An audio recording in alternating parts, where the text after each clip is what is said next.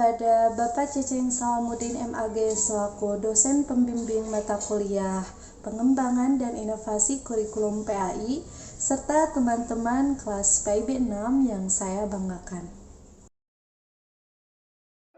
Assalamualaikum warahmatullahi wabarakatuh. Alhamdulillahirabbil alamin. Puji serta syukur marilah kita panjatkan kepada Allah Subhanahu wa taala yang mana berkat limpahan rahmat dan karunia-Nya berupa kesehatan kepada kita semua sehingga kita dapat berkumpul walaupun secara virtual, namun hal tersebut tidak menyurutkan kita untuk terus menimba ilmu baru. Tak lupa sholawat serta salam semoga tetap tercurah limpahkan kepada baginda Nabi Muhammad SAW.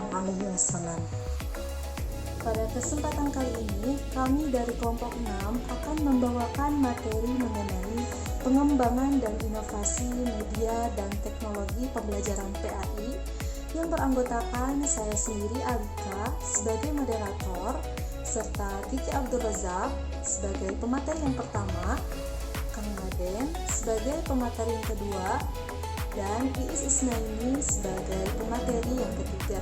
Agar diskusi berjalan dengan lancar, marilah kita baca basmalah bersama-sama. Bismillahirrahmanirrahim. Selanjutnya penyampaian materi yang pertama yang akan disampaikan oleh Kiki Abdul Razak. Assalamualaikum warahmatullahi wabarakatuh. Saya Kiki Abdul Razak. Di sini saya akan membahas tentang karakteristik media dan teknologi pembelajaran PAI. Sebelum kita membahas tentang karakteristiknya, di sini kita akan membahas terlebih dahulu tentang pengertian media dan pengertian teknologi pembelajaran terlebih dahulu. Untuk pengertian media, media juga dapat diartikan sebagai alat bantu yang dapat mencapai tujuan pembelajaran, gitu. Atau setiap hal yang dicadangkan atau yang diperuntukkan untuk membantu tercapainya tujuan pembelajaran. Atau media itu dapat berupa manusia, materi atau kejadian yang membangun kondisi yang membantu siswa untuk memperoleh pengetahuan, keterampilan atau sikap. Dan untuk pengertian teknologi, mungkin umumnya dari kita menganggap bahwa teknologi itu hal-hal yang berhubungan dengan mesin. Padahal teknologi itu adalah sebuah disiplin ilmu, atau teknologi pembelajaran itu disiplin ilmu. Itu dapat berupa teknik atau alat, juga bisa metode, gitu. Bukan hanya semata hal-hal yang berhubungan dengan mesin, semata alat doang. Dan dengan teknologi tersebut, gitu, tujuan pembelajaran atau pendidikan itu lebih mudah tercapai. Untuk yang selanjutnya adalah tentang karakteristik media dan teknologi pembelajaran PAI.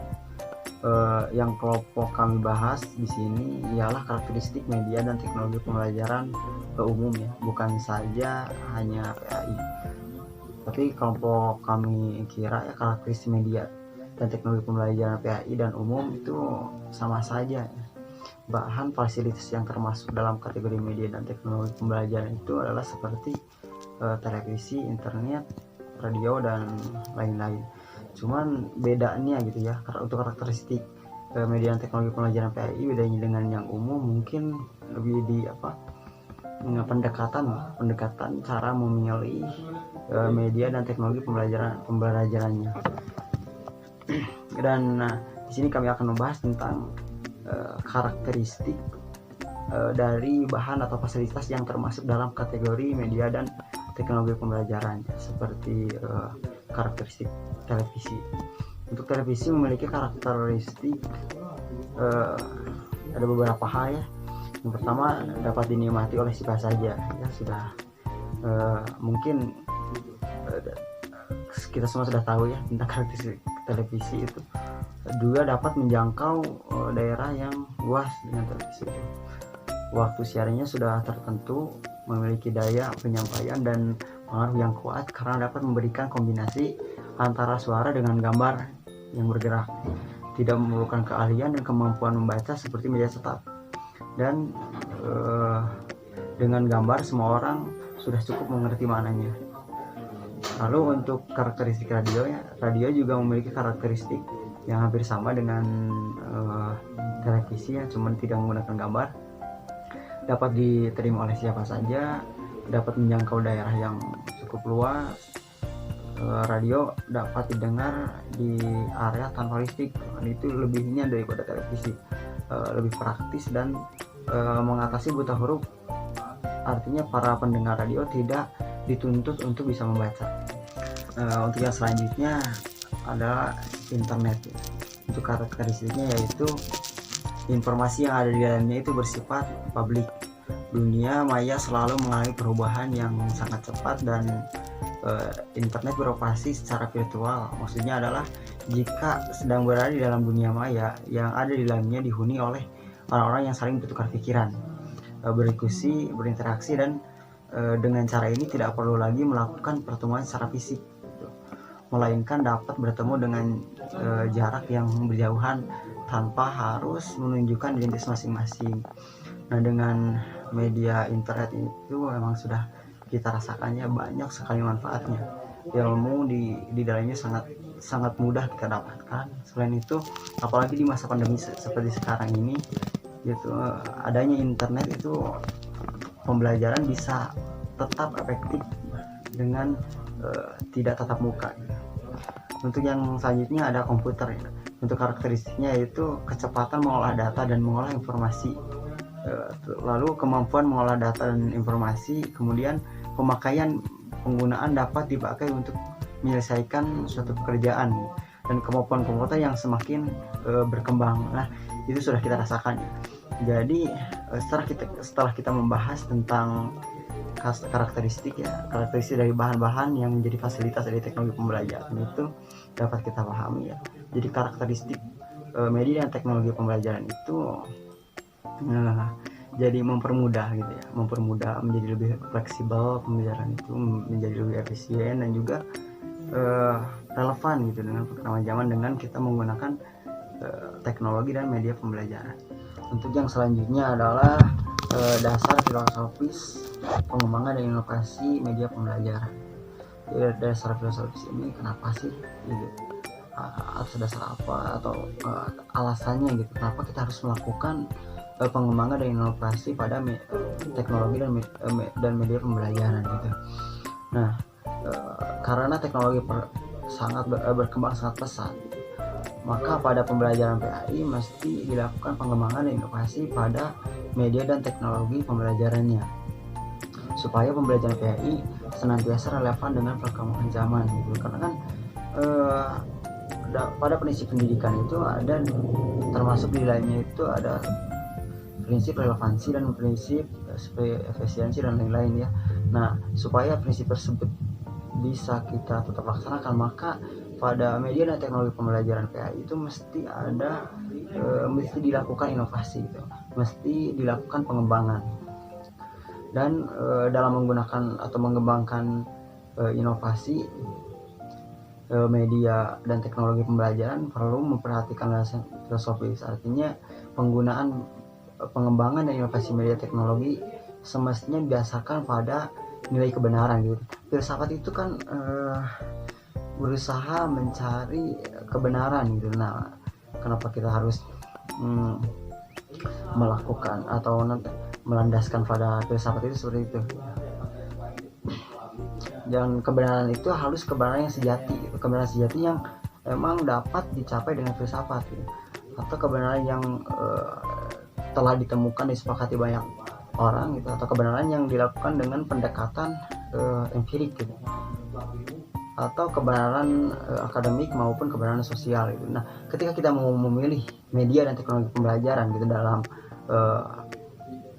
pembelajaran kita, maka kita harus memikirkan apakah media tersebut emang benar-benar cocok gitu, emang benar-benar efektif digunakan. Maka kita harus memikirkannya gitu, memikirkan hal tersebut itu bisa dengan beberapa pendekatannya seperti pendekatan empirik ya, melihat dari pengalaman gitu, atau pendekatan rasio yang menurut akal, atau dalam Islam itu kan ada lebihnya ya, pendekatan yang digunakan mungkin di pembelajaran VI bedanya dengan pembelajaran lain itu menggunakan pendekatan intuitif gitu.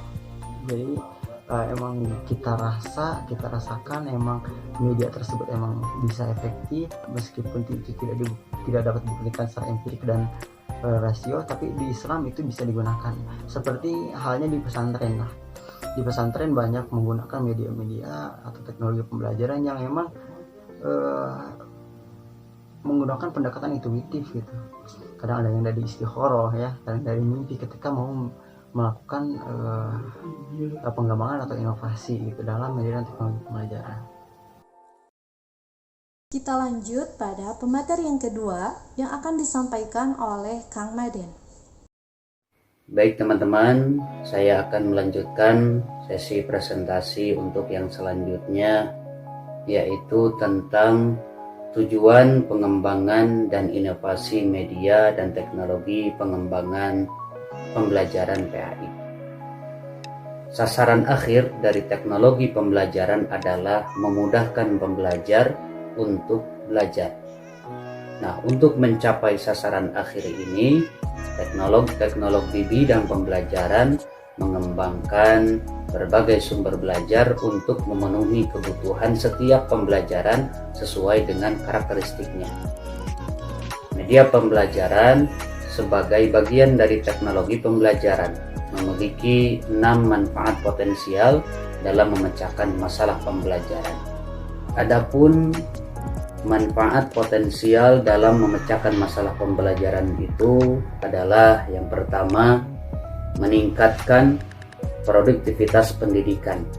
Dengan media dapat meningkatkan produktivitas pendidikan antara lain dengan jalan mempercepat laju belajar siswa, membantu guru untuk menggunakan waktunya secara lebih baik dan mengurangi beban guru dalam menyajikan informasi sehingga guru lebih banyak membina dan mengembangkan kegairahan belajar para siswa. Dan yang kedua, manfaatnya itu adalah memberikan kemungkinan pembelajaran yang sifatnya lebih individual atau can make education more individual. Nah, pembelajaran menjadi lebih bersifat individual antara lain dalam variasi cara belajar siswa, pengurangan kontrol guru dalam proses pembelajaran, dan memberikan kesempatan kepada siswa untuk berkembang sesuai dengan kemampuan dan kesempatan belajarnya. Dan manfaat yang selanjutnya itu adalah memberikan dasar yang lebih ilmiah terhadap pembelajaran. Artinya, perencanaan program pembelajaran lebih sistematis. Pengembangan bahan pembelajaran dilandasi oleh penelitian tentang karakteristik siswa, karakteristik bahan pembelajaran, analisis instruksional, dan pengembangan desain pembelajaran dilakukan dengan serangkai uji coba yang dapat dipertanggungjawabkan secara ilmiah. Manfaat selanjutnya itu adalah lebih memantapkan pembelajaran. Pembelajaran menjadi lebih mantap dengan jalan meningkatkan kapabilitas manusia menyerap informasi dengan melalui berbagai media komunikasi, mana informasi dan data yang diterima lebih banyak, lengkap, dan akurat. Adapun manfaat yang terakhir itu adalah dengan media membuat proses pembelajaran menjadi lebih langsung atau menjadi lebih seketika, can make learning more immediate. Karena media mengatasi jurang pemisah antara pembelajar dan sumber belajar dan mengatasi keterbatasan manusia pada ruang dan waktu dalam memperoleh informasi, dapat menyajikan kekonkretan meskipun tidak secara langsung. Baik teman-teman, itu adalah beberapa manfaat dari tujuan pengembangan dan inovasi media dan teknologi pembelajaran di PAI. Terima kasih, saya serahkan lagi kepada moderator. Menginjak pada penyampaian materi yang ketiga yang akan disampaikan oleh saudari Iis Isnaini. Bismillahirrahmanirrahim. Jadi materi yang selanjutnya yaitu mengenai langkah-langkah pengembangan dan inovasi media dan teknologi PAI. Nah, dalam buku yang dituliskan oleh Sugiono dijelaskan bahwa model tersebut terdiri dari 10 langkah dan langkah tersebut diantaranya ialah yang pertama ada potensi dan masalah. Nah, potensi dan masalah ini pada tahap ini segala hal yang berkaitan dengan kebutuhan peserta didik haruslah menjadi catatan penting. Nah, sebab dari kebutuhan peserta didik tersebut nantinya ditemukan sebuah potensi penelitian yang akan dijadikan dasar sebagai pengembangan media pembelajaran. Nah, yang selanjutnya ada pengumpulan data. Nah, setelah menemukan potensi ataupun masalah, maka langkah selanjutnya yaitu proses pengumpulan data. Adapun aktivitas dari pengumpulan data ini bertujuan untuk memperoleh segala informasi atau pesan yang nantinya dibutuhkan dalam pengembangan media dan pembelajaran. Tahap selanjutnya yaitu desain produk. Setelah memperoleh informasi dari kedua tahap tadi, maka tahap selanjutnya yaitu membuat rencana produk. Nah, pada tahap ini produk yang akan telah dikembangkan berdasarkan potensi masalah serta data-data yang diperoleh mulai dibentuk sesuai kebutuhan. Nah, produk yang dibuat masih bersifat kerangka ya, sebab rancangan produk yang akan diuji oleh beberapa validator di tahap selanjutnya. Nah, langkah-langkah berikutnya yaitu ada validasi desain. Nah, validator yang dibutuhkan setidaknya terdiri dari validator ahli materi dan validator ahli media. Nah, validator ahli materi adalah seseorang yang kompeten di bidangnya untuk memberikan nilai dari aspek materi atau isi pada desain yang telah dirancang. Nah, sedangkan ahli media yaitu seseorang yang kompeten di bidangnya untuk memberikan nilai dari aspek dimensi atau bentuk pada desain yang telah dirancang. Dan yang kelima ada langkah revisi desain. Nah, selanjutnya hasil nilai yang diperoleh dari ahli materi dan ahli media dijadikan bahan untuk penyempurnaan produk. Nah, kritik dan saran yang diberikan oleh para ahli terhadap produk yang telah dikembangkan seharusnya segera diperbaiki sebelum melangkah ke tahap selanjutnya. Nah, apabila produk telah direvisi, maka produk siap untuk diuji cobakan pada tahap uji coba produk.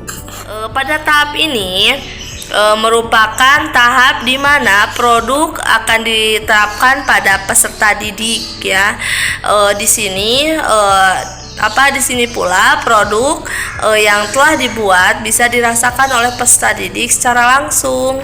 Nah, uji coba produk ini membutuhkan responden minimal berjumlah 7 orang. Ya, siswa yang berperan sebagai responden dalam uji coba ini akan diberi angket atau pertanyaan wawancara terkait respon dari penggunaan produk yang telah dikembangkan. Ya, itu dari uji coba produk. Dan dari revisi produk yaitu masukan-masukan yang diperoleh dari kelas kecil harus diperbaiki pada tahap ini revisi produk. Nah, pada tahap ini produk direvisi sesuai dengan komentar responden pada tahap uji coba produk. Nah, jika komentar para responden ini mengatakan bagus, artinya tidak ada yang perlu direvisi terkait produk yang telah dikembangkan. Maka produk bisa langsung diuji cobakan pada tahap uji coba pemakaian. Jadi yang selanjutnya yaitu ada uji coba pemakaian. Nah, uji coba pada tahap ini kerap juga disebut sebagai uji coba skala besar atau uji coba kelas besar ya. Karena produk yang telah melewati beberapa tahap sebelumnya yang tadi saya bicarakan, nah akan diuji coba dalam skala besar yang membutuhkan responden yang besar juga. Nah, juga ada yang selanjutnya yaitu revisi produk. Nah, jika ada masukan atau saran yang perlu disempurnakan dari data yang diperoleh pada tahap uji coba pemakaian, maka produk harus tetap direvisi sebagai mendekati titik ideal. Ya, apabila produk sudah sesuai dan berhasil pada tahap uji coba skala besar, ya uji coba skala besar yang poin ke-8. Nah, maka produk siap diproduksi secara massal. Dan yang terakhir dari langkah-langkah pengembangan dan inovasi media dan teknologi PI ini yaitu produksi massal. Nah, tahap ini adalah tahap di mana produk sudah ideal dan sudah berhasil melewati beberapa tahap yang tadi ya, setelah itu produk siap diproduksi secara massal. Yang selanjutnya ada contoh pengembangan dan inovasi media teknologi pembelajaran di masa pandemi. Nah, mobile learning merupakan sebagian dari e-learning sebagai sistem pembelajaran yang memanfaatkan perangkat elektronik dan digital yang bergerak. Nah, e-learning ini sebagai satu sistem yang dikembangkan sebagai upaya meningkatkan kualitas proses pembelajaran dengan menerapkan teknologi informasi dan komunikasi yang terus berkembang dengan cepat dan pesat. Alhamdulillahirrabbilalamin. Demikianlah penyampaian materi yang telah kelompok kami bawakan. Mohon maaf apabila ada kesalahan pengucapan maupun pelafalan. Akhirul kalam, wassalamualaikum warahmatullahi wabarakatuh.